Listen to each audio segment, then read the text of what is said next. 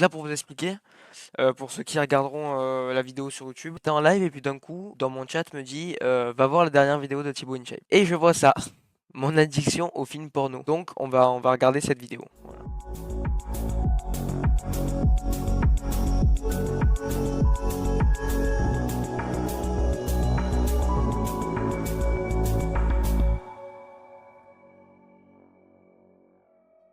Avec le porc. Ouais, c'est un sacré sujet tabou le porno, mais aujourd'hui on va parler français. Hé, un an sans film porno. Yes. Plus d'un an exactement. Depuis le 13 janvier 2024 Enfin, il a même retenu la date et l'heure. à 8h12. Une date comme ça s'oublie pas. Non, en vrai, plus sérieusement, je suis plutôt fier de moi parce que c'était pas un défi facile. C'est beaucoup plus facile de devenir youtubeur numéro 1 de France, hein. Donc allez-y, j'attends vos applaudissements. Allez les gars, on en profite, c'est maintenant, on Non. est ensemble. Non, non. Si on était là à une réunion d'alcooliques anonymes, vous serez tous en train de m'applaudir. Bravo Thibaut, franchement, bravo. On a bien rigolé, maintenant on va rentrer dans le vif du sujet. On va parler... Attends, mais il a quel âge lui? Attends, mais je viens de capter un truc. Il a dit janvier 2024. Mais ça fait plusieurs années qu'il est avec sa copine, non? Et genre lui, il était tellement addict que même en ayant une copine et tout, ok, ouais. Donc il a été addict jusqu'à tard quand même. qui touche tout le monde, adultes, ados, enfants. 69% des hommes consomment du porno contre 36% des femmes. Chiffre donné par Pornhub en 2023. Il y a un an, j'ai fait une vidéo sur ma chaîne YouTube vous disant que j'avais réussi à tenir 60 jours sans regarder aucun film porno. Et j'ai reçu beaucoup de témoignages en commentaire. Des personnes qui m'ont dit que pour eux, le porno, ça avait gâché complètement leur vie. Et en lisant tous ces commentaires, je me suis dit, waouh, j'ai vraiment eu de la chance parce que ça aurait pu m'arriver carrément à moi. Sans le savoir, je pense que réellement le sport a été une grosse aide pour moi. Parce que pour vous rappeler les faits, je devais être à 3, 4 pornos par jour. C'est beaucoup. Oups. Ah oui, non, mais là, on parle d'une vraie addiction, là. Là, pour moi, c'est comme si quelqu'un me dirait, moi, je suis à 3-4 paquets de cigarettes par jour, en fait. Attends. Attends. Parce qu'en fait, ce que vous savez pas, c'est que moi, j'ai des petits soucis dans le sens où je pensais être addict. Voilà. Écoutez, là, on est dans le thème. Si je fais cette vidéo, c'est que je vais parler de ça. Je pensais avoir, voilà, beaucoup plus que la moyenne et tout. Je parle que pour les films de cul et la masturbation seule. Mais attends, mais 3 à 4 par jour? Waouh! Waouh. 3 fois 7, 21, 21 masturbations par... Parce qu'excuse-moi, mais il regardait pas des films porno comme s'il regardait Titanic. À chaque fois qu'il en regardait un, c'était voilà, ça se lustrait l'épée, quoi. Attends, mais où il trouvait le temps? Où il trouvait la foi et l'envie? Même si on est des hommes, au bout d'un moment, tu n'as plus envie. Essayons de comprendre ce qui se passe quand on regarde des films pour adultes. Hop, on se pignole, on a un orgasme, et là, hop, shoot d'hormones. Notre cerveau, oh, il est content, il est au paradis. Et c'est là que va commencer notre dépendance. Quand notre cerveau nous demande d'y aller encore et encore. Ça devient plus juste un plaisir, mais un besoin. Comme je vous le disais tout à l'heure, moi perso, je pouvais y aller 4 fois par jour, mais sans aucun problème. Le matin au réveil, entre midi et 2, petite pause, pendant l'après-midi au goûter, et avant de dormir, ça permet de s'apaiser tranquillement et bien dormir. Ah ouais, donc en fait, lui, c'était vraiment comme un goûter, en fait. Genre, il y a le petit déjeuner, le dîner, le goûter et le souper. Thibaut, t'es en couple, pourquoi tu te masturbes? T'as pas besoin. Voilà. Alors là, il va peut-être dire, ouais, mais ma copine, elle peut pas toujours combler mes besoins et tout, elle a pas toujours l'envie. Non, c'est ce qu'il va donner parce que c'est le seul truc que je vois. Vous n'imaginez pas le nombre de personnes en couple qui regardent du porno. Heureusement, le porno n'a pas affecté ma vie de couple, mais ça aurait pu. D'autant plus que regarder 4 pornos par jour, ça prend du temps. Multiplié par 4 fois par jour. Ça fait donc 40 minutes par jour, soit 280 minutes par semaine, ce qui correspond à 4h40, soit un total de 20 heures par mois. Voilà, vous vous rendez compte de la perte de temps. Vous n'imaginez pas le temps qu'on perd à rechercher la bonne scène parfaite pour envoyer la purée. Je sais pas si vous le réalisez, mais aujourd'hui, de plus en plus, on est confronté à la pornographie. Un tiers des enfants de moins de 12 ans ont déjà été exposés à de la pornographie. Ouais, mais ça, excusez-moi, mais c'est pas étonnant. Avec tous les réseaux sociaux et tout ça, même des fois sur TikTok, même sur Insta, les frères. Je vois des meufs à poil, tout ça, mais vraiment à poil qui se touchent et tout. Et je suis tombé plusieurs fois sur des pubs de cul. Premier degré, vous savez, les pubs viens sur stripchat.com, marre de te branler seul, viens te faire accompagner par cette jeune demoiselle. Et des meufs à quatre pattes comme ça devant la caméra, les jambes en l'air, frérot. C'est bon. Et après, les enfants, ils voient ça. Alors au début, ils savent pas ce que c'est, mais ils disent, oh, ben, quand même, je reconnais que c'est une femme, j'ai envie d'en savoir plus. Donc ils recherchent, je sais pas moi, femme nue. Et vu que maintenant, à 8 ans et demi, ils ont un téléphone, ben voilà. Et par chance, heureusement que d'avoir regardé du porno aussi jeune, ça m'est pas affecté psychologiquement. Parce que j'étais un enfant, et quand on est confronté à un gangbang à 13 ans, Putain, faut digérer les images quoi. Two Girl One Cup, tu l'oublies pas comme ça. Hein. D'ailleurs, je crois que je l'ai jamais oublié. Donc heureusement, moi, ça m'a pas affecté. Quand on est confronté à un gangbang à 13 ans, ouf, faut digérer les images quoi. Two Girl One Cup, tu l'oublies pas comme ça. Two Girl One Cup, c'est quoi? C'est un truc connu ça? C'est genre un film connu de Huck? Attends, je vais me mettre en navigation privée. Bon allez, pour la science, je vais regarder. Attends, mais quel est le rapport entre les films de cul et ce truc-là? Attends, mais c'est le bon truc que j'ai regardé là? Celle-ci met en vedette deux jeunes femmes dans une relation fétichiste, déféquant dans une tasse, puis mangeant à tour de rôle leur matière fécale et vomissant chacune dans la bouche de l'autre.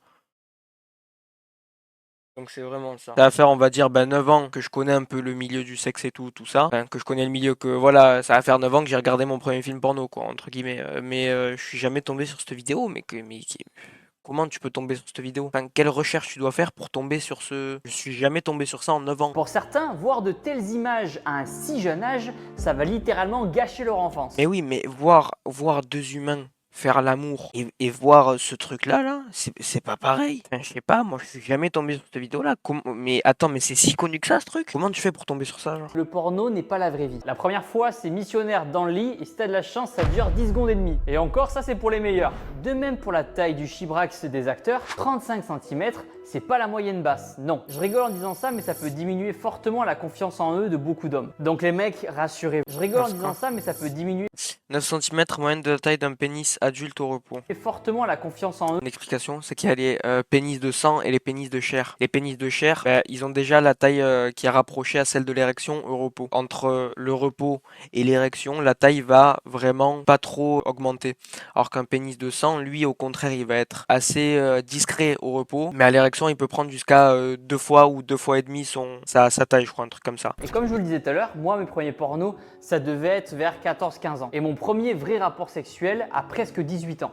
Attends, mais du coup, là, c'est moi qui passe pour le foot tout à l'heure, à dire 9 ans et tout ça. Non, je crois que c'était 9-12 ans, quoi. Aujourd'hui, donc oui, l'addiction au porno est un sujet à prendre très au sérieux. Qu'est-ce qui est en train de se passer du coup actuellement avec les jeunes et les moins jeunes? Les hommes sont en train de se dire que finalement, les rapports sexuels dans la vraie vie avec une femme ou avec un homme, c'est pas si foufou que ça. Et ils préfèrent donc prendre du plaisir devant un film porno. Ça coûte Non, c'est vraiment pas pareil. Moi, en tout cas, je pense vraiment pas ça pour le coup. Genre, en fait, pour moi, c'est pas pareil. Le résultat est le même, c'est-à-dire qu'à la fin, t'as un orgasme et tout. Pour moi, la masturbation, pardon, et le fait d'avoir un rapport sexuel avec une partenaire, c'est complètement différent. C'est pas le même truc en fait. C'est vraiment pas pareil. Je me suis jamais dit, ouais, en fait, les relations sexuelles, c'est vraiment pas ouf. Je préfère le faire seul. Et là encore, je vous parle simplement des films porno. Je vous parle même pas du drame OnlyFans et Mime, où les gens achètent.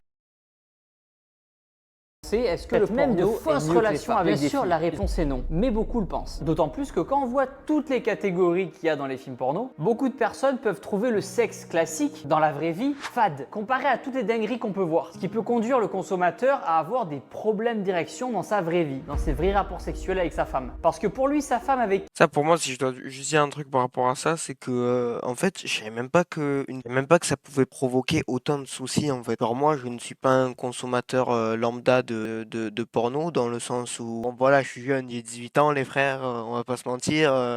Voilà, ça prend son plaisir. En le faisant plus que la moyenne, j'ai pas tous ces soucis, quoi. Parce que j'ai la tête sur les épaules, en fait. En regardant un film de cul, je me dis pas, putain, ouais, ben j'espère que la prochaine fois que j'ai un rapport avec une meuf, ce sera comme ça. C'est comme quand tu regardes un Mission Impossible, tu regardes un film qui va te plaire. Mais sauf que malheureusement, ben, ce qui plaît, c'est pas des trucs que tu vois tous les jours. Tu vois ce que je veux te dire? Alors que dans notre vie à nous, quand il va se passer le moindre truc, eh ben en vérité, on va déjà être content. Je sais pas comment dire, mais dans Mission Impossible, tu vois le mec sauter d'un avion, tout ça, se raccrocher à l'hélicoptère et tout ça. Tu dis waouh, c'est incroyable. Alors que dans la vraie vie, en vérité, t'as besoin juste d'un couillon qui fait une roue arrière et qui se ramasse la gueule par terre pour rigoler et faire waouh, est-ce qu'il va bien et être surpris, tu vois. On regarde des films pour se faire rêver, alors qu'en fait, dans la vraie vie, un moindre truc nous suffit, en fait. Et pour moi, c'est pareil dans le milieu du porno. Et pour moi, c'est exactement comme les films du cinéma, en fait. C'est que quand tu regardes un film, il y a des moyens, donc tu vas chercher toujours plus.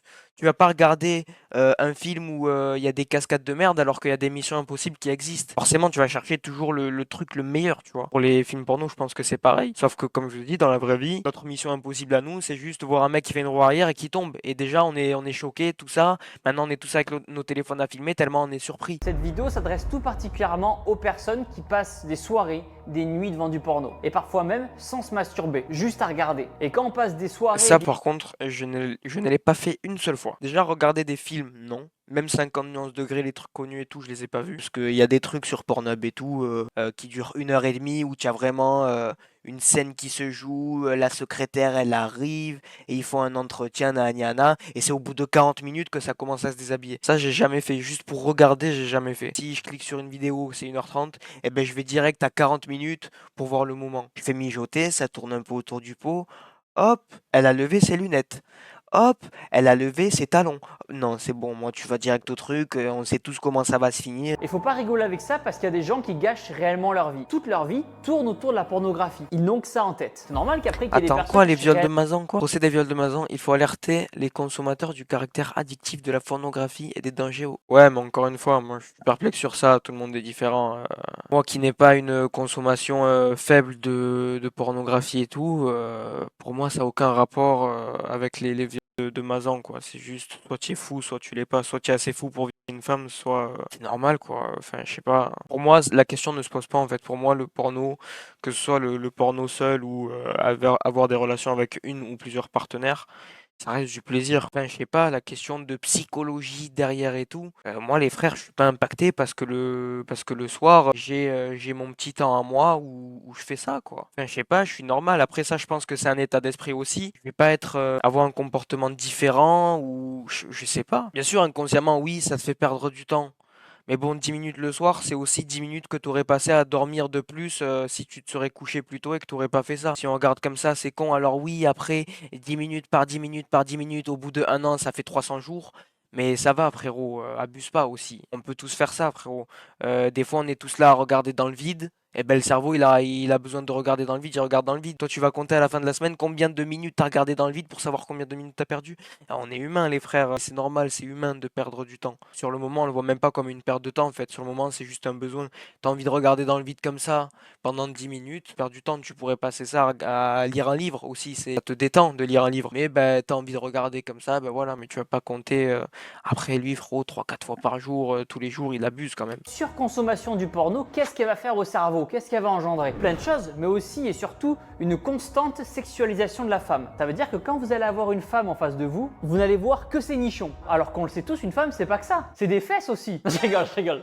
Et cette addiction peut avoir de réelles conséquences dans son couple. Avec par exemple la femme qui va au lit un petit peu plus tôt, l'homme va rester au salon un peu plus longtemps, va en profiter pour regarder un porno et se masturber, puis il va au lit la rejoindre. Sa femme souhaite avoir un rapport intime. L'homme, ayant joui 5 minutes plus tôt, il n'a plus envie. Et la femme peut se sentir insatisfaite, voire même vexée. Surtout si c'est... Ah, mais ça, par exemple, ce genre de situation, je l'aurais jamais. Parce que si je suis avec quelqu'un, je penserai toujours au sexe avec elle, mais pas tout seul. Si je vis dans une maison avec ma partenaire, je peux me dire, tiens, je vais me masturber tout seul et après je la rejoins au lit. Je vais d'abord savoir si elle aussi, elle a envie. Si elle a envie, bah, on le fait ensemble, bien sûr. Et si elle a pas envie, eh ben, je le fais pas, ça, quoi. Ça va me tuer de pas me masturber un jour. Enfin, je sais pas. Ça peut finir sur des soirées entières à regarder des cam shows. Les cam shows, c'est quand il y a des filles en live où des mecs vont payer des tokens juste pour espérer voir un petit bout de nichon au bout de... Ouais, c'est ça, en fait, les pubs de tout à l'heure, c'est des trucs comme ça qui mettent.